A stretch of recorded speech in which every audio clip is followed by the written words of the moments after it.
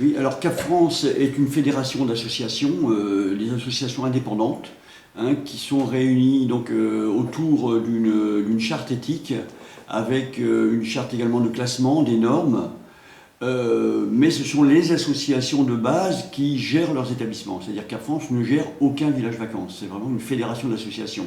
Nos établissements, nos associations, leur premier métier, c'est de l'hôtellerie en fait, hein.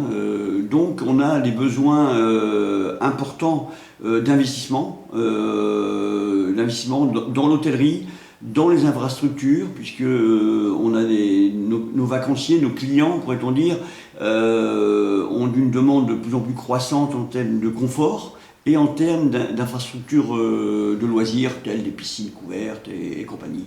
Donc nos besoins en financement, ce sont souvent des besoins très lourds que nos associations ont beaucoup de mal à trouver les financements, compte tenu que notre modèle économique, notre modèle associatif, fait qu'on n'a pas de trésor de guerre en fait, hein.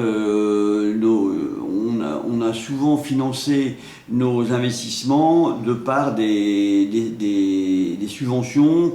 Alors à une époque des subventions d'État, des subventions européennes, des subventions locales, plus locales, les départements, les régions. Voilà, donc aujourd'hui ça devient un peu de plus en plus épineux.